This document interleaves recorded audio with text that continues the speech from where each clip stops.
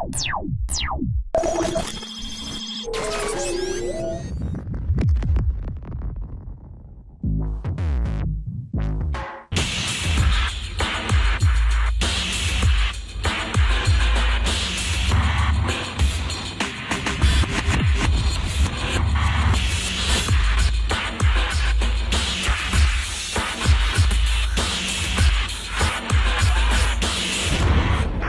ready.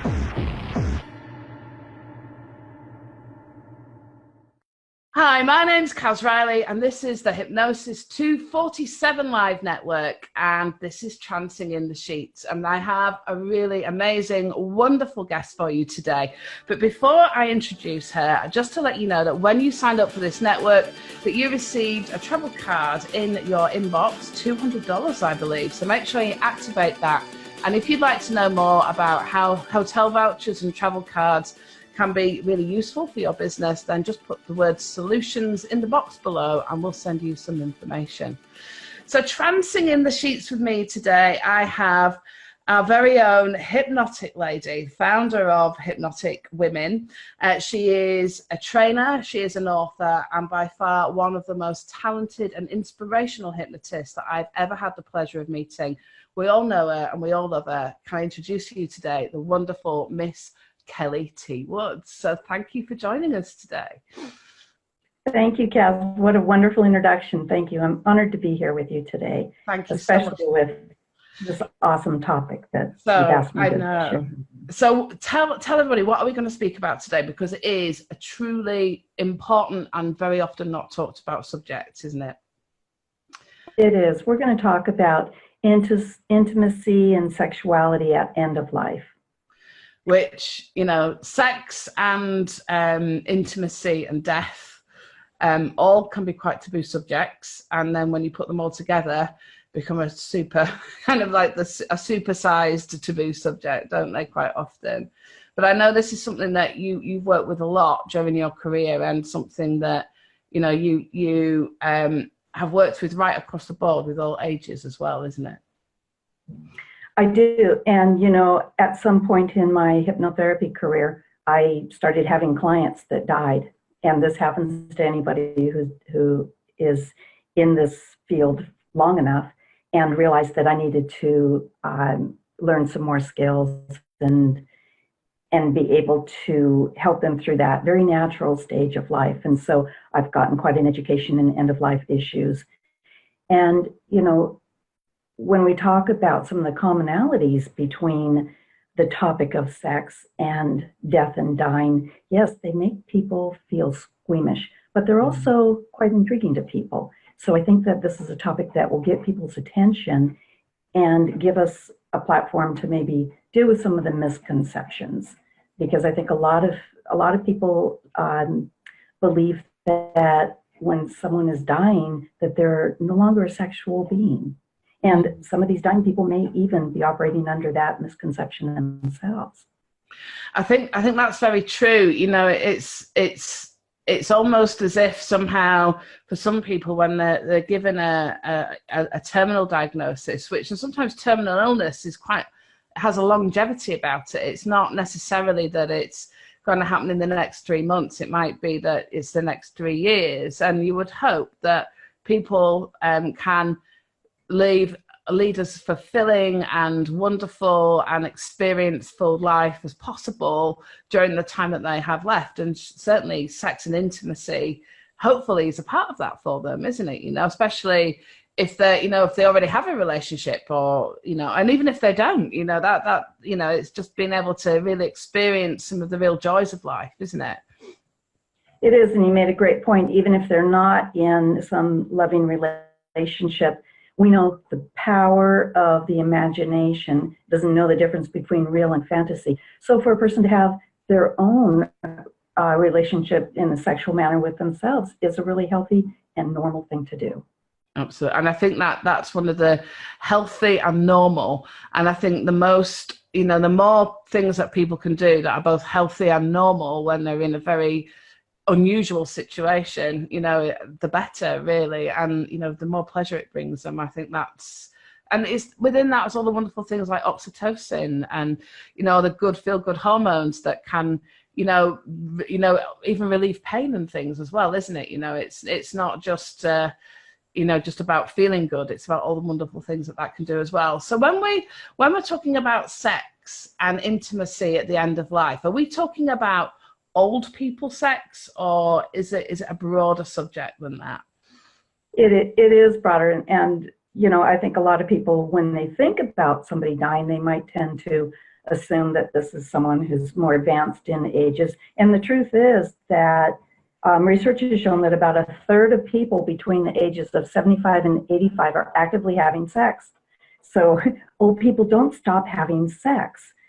It's still an important part of their life. And in fact, as people age, as they start having some cognitive changes, they often become less inhibited. And we've all heard the reports about, you know, the high rates of STIs, sexually transmitted illness in nursing homes, for example, and you know, retirement homes. And you know, that's part of that is because of some of those release of inhibitions and people knowing that they're nearing the end of their life and they want to have fun. But the truth is that young people are dying too. And I've had, unfortunately, several younger clients who were dealing with terminal illnesses, and there are several stages to that.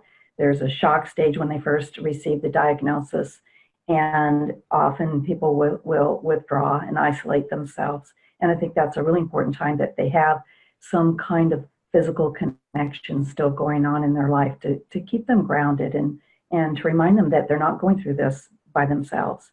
And then they'll enter a stabilization stage where they're having symptoms being managed. They're going through treatment. And this can go on for years. You're right. This can be an extended amount of time. And during this period of time, especially, for example, if someone's dealing with cancer, their sense of identity can change. And, you know, I've worked with several men who are undergoing treatment for prostate cancer, and some of the treatment for that is to pretty much decimate their testosterone levels, which means they feel neutered. And it's devastating to them, especially for men where their sexuality was such a big part of who they are and how they see themselves in the world. And we've been able to use hypnotic strategies to counter that, to really fill in and augment any physical loss that they've been having. And it's marvelous how easily that works, again, because that part of the mind doesn't differentiate between real and fantasy. And they can enjoy, you know, intimate moments with their wives or partners, even if they're not able to perform fully. And I think that's something that is truly wonderful and possibly unique about working with people hypnotically in those kinds of situations, in that it really doesn't matter if they've got like a chemical kind of cloche almost that's stopping them from having some of the physical responses. And this is also true for women as well, isn't it? You know, where, you know, they've had hormones that have been suppressed, or, you know, or things where, you know, I had a lady that had both her breasts removed and, you know, was still, you know, sadly that hadn't worked, and that, you know, the cancer had spread in other places, but obviously really sensitive parts of the body. But the mind remembers, doesn't it? So we can really tap into what people have experienced in the past so that they can, you know, carry on enjoying that for as long as they have left. They can still experience some of these really wonderful feelings, sensations, connections. I mean, that's the thing, isn't it? It's that connection that quite often people really crave, and especially we must really need towards the end of our lifetimes, is the time when we probably need to be held and need to be loved, and all the things that, you know, people are often very scared to touch somebody who is ill, aren't they? That they might hurt them. Or is that something that, do you find when you're working with clients at the end of their lives that you're also working with their partners as well?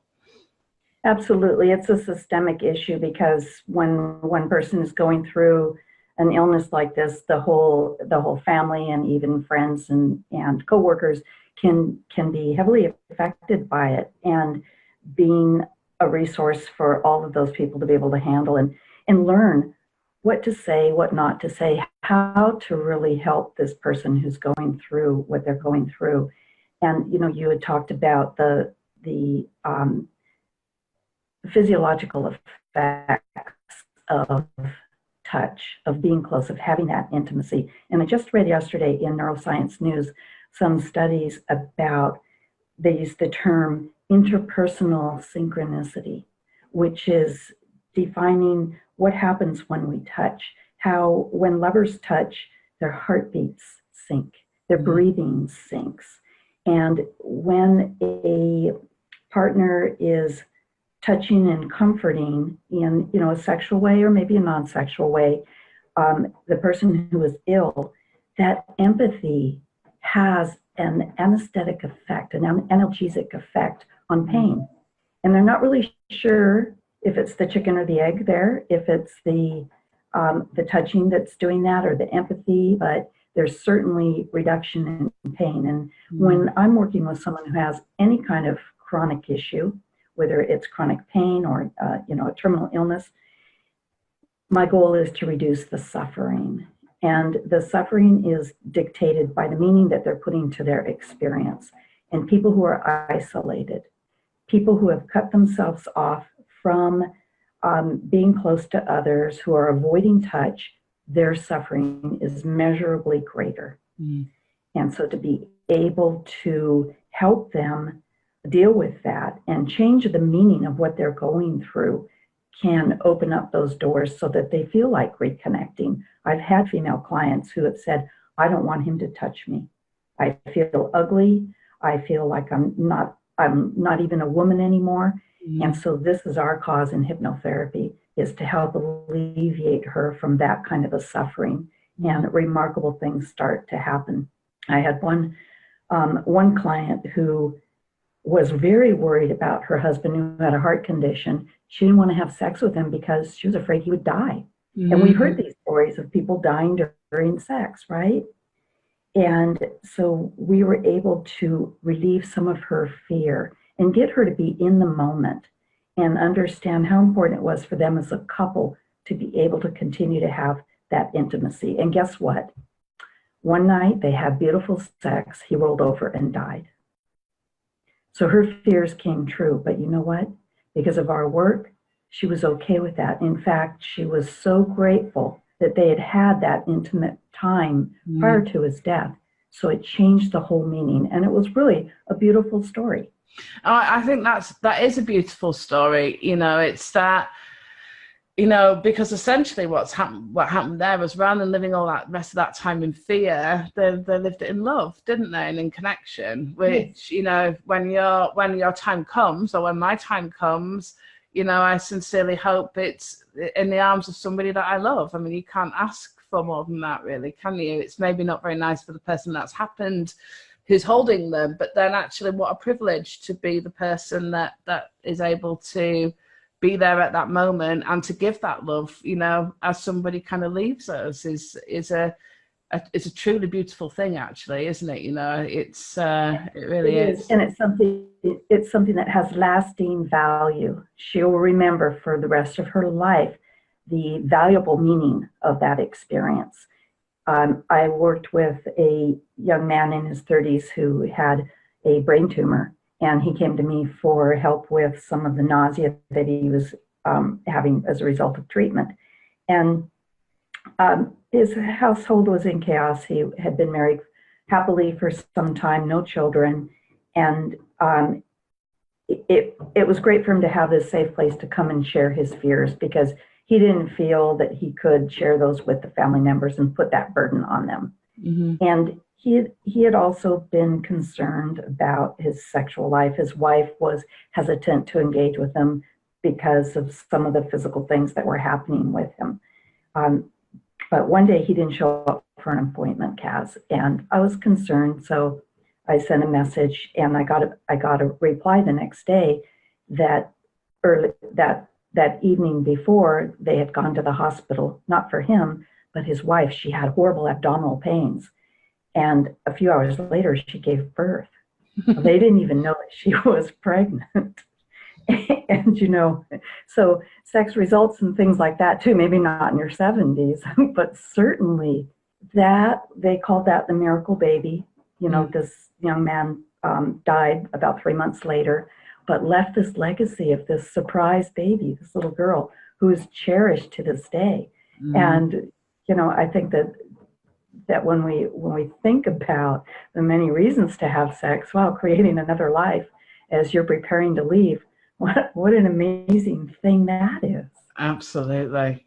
It is. And, we hear, these are the stories actually that don't get told, aren't they? We hear, again, because of the kind of the taboo nature of intimacy and the end of life. But, these are the things that actually are happening all the time. But it makes people very afraid, I think, sometimes to connect at that point. But actually, even when, I know I was speaking to a doctor recently, she was saying that people can have time even in hospice, where they can be given a very safe space where, the doors are locked and nobody will intrude, and just to have that time to be alone, whatever that means to them, whatever they want to do, to be alone with a partner, just to enjoy that time, because it is important. And they do say to people, just because you're ill doesn't mean that you're not a sexual person anymore, or that you don't need or want intimacy anymore. And it's when you hear stories like that, you realize actually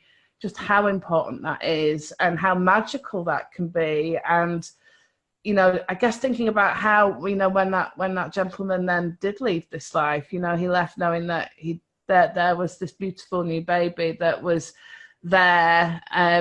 It's that part of you that always lives on, isn't it? It's that kind of your legacy, your genes, memories, everything, isn't it? It did, and it made a profound difference for him. And as far as as he neared death, his acceptance and his comfort levels, just knowing that his wife wasn't alone. She had this beautiful baby to keep a piece of him with her.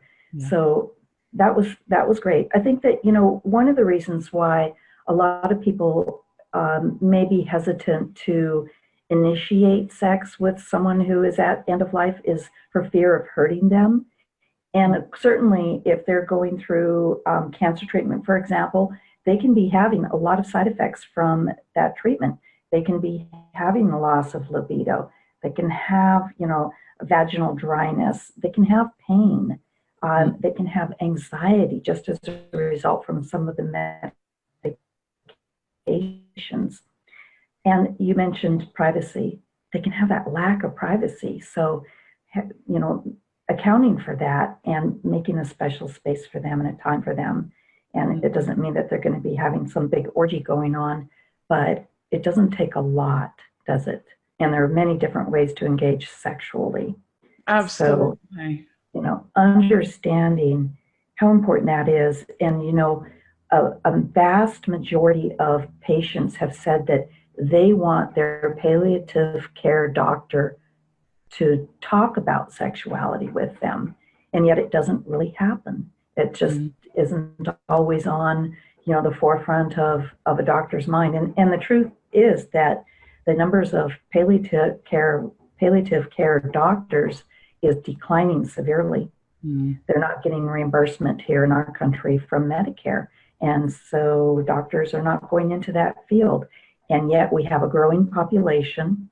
And there's going to be a point where there's going to be a real, void of those kinds of medical professionals to take care of people who are dying. And so that's why I love to see, hospice, being so strong. And then also this wave of doula givers, of end-of-life doulas.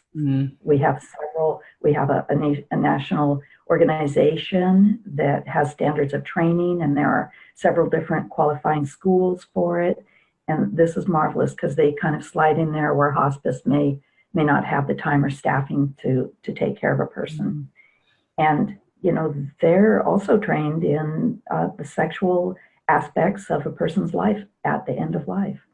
And you see, I think the thing as well, when we think about palliative care, often we think about cancer, don't we? But actually, there are so many different terminal illnesses that, you know, don't fall under that category. Things like motor neuron disease, for example. You know, I mean, there's so many different things, aren't there, that, you know, that can go on for years and years and years and years. It's not even just, a few months. This can be, you know, a progressive thing. So it's learning how, you know, often, especially with hypnosis, we can not only help people to kind of come to terms with that diagnosis, but then allow that as their bodies change, which what often happens, isn't it, as people go through a terminal illness, as it kind of almost declines, we can sometimes counteract that in terms of the physicality of what they can feel, you know, and sensation with hypnosis, so that they can remain, you know, it's almost almost kind of doing it in a proactive way rather than a reactive way. So once, you know, when people know that that's what's going to happen to them, we can help them manage it rather than try and do it, you know, try and get something back that's gone, which I think there's very few things that can actually do that. And hypnosis is definitely one of them, isn't it, you know? It is. It's really can be a miracle. And I've had many clients tell me that.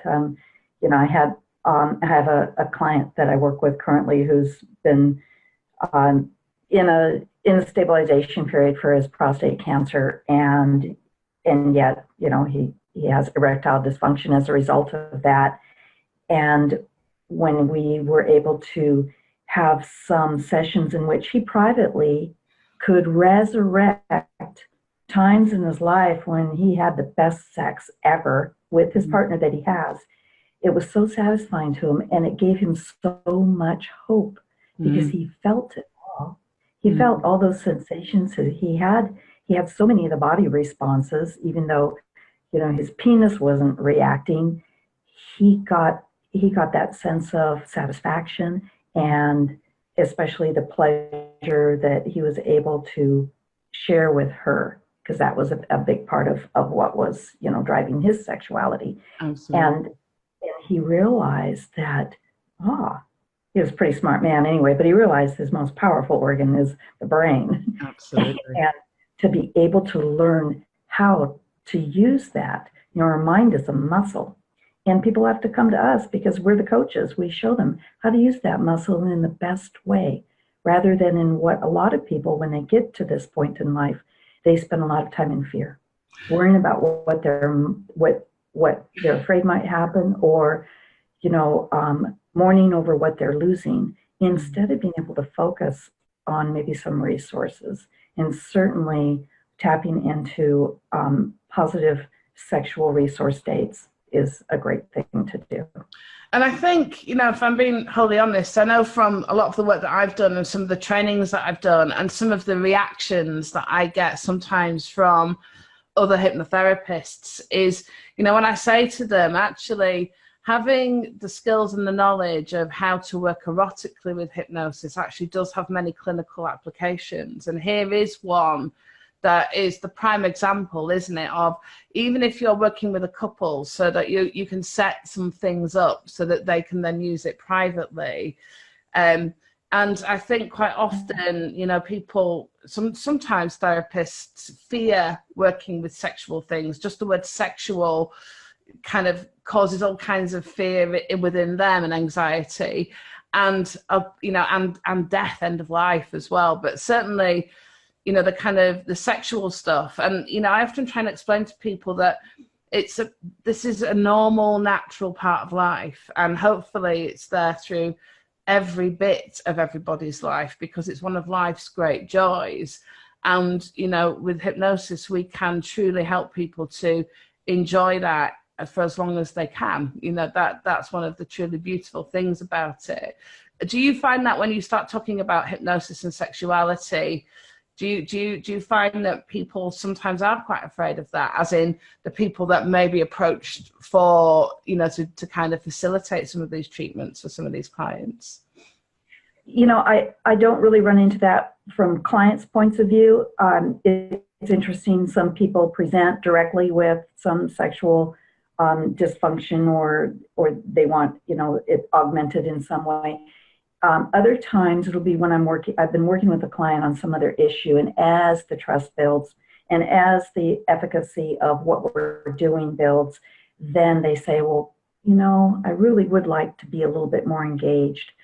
I would like to be the instigator with my husband sometimes. And then I'm so happy to do that. And I explain to my clients that there's a wide spectrum of my involvement in that. I'm a guide. I'm taking you to places because you already know what needs to be adjusted or turned up a little bit or shifted this way or that way. And so often, people at end of life, one of the big fears they have, Kaz, is they don't want to leave unfinished business. And that means relationships.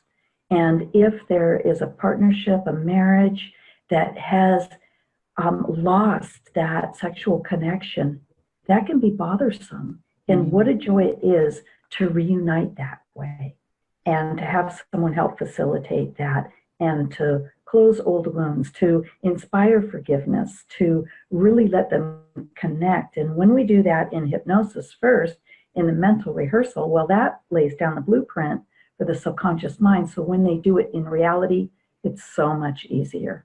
It's almost like the mind is already there, the body's just going to follow.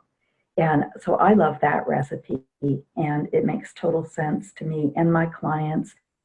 It eases the whole process for them to resume sexual activity, even for people who have not been having sex for decades. And they're shocked and delighted that it's never too late. Absolutely. Right? And I think, I mean, we're out of time, but I think that's the perfect phrase, isn't it, to end that with? It's never too late, you know, and it really is never too late, is it?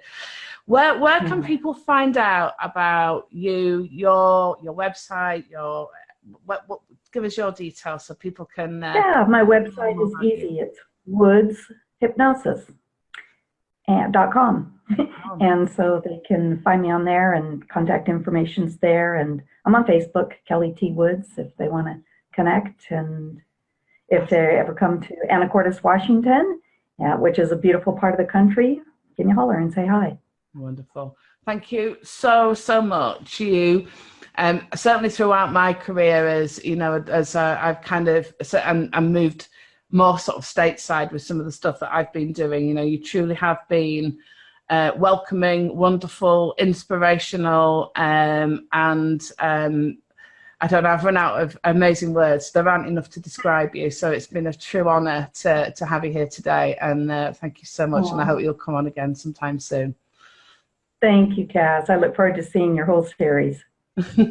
So if you're enjoying what you're seeing here on Trancing in the Sheets, of course, the Hypnosis 247 Live Network has 8 wonderful hosts, one of which is the wonderful Sean Michael Andrews, who is the world's fastest hypnotist. He has lots of interesting guests, and I'm sure it will all be truly entrancing. So don't forget to tune in for that. Thanks for watching.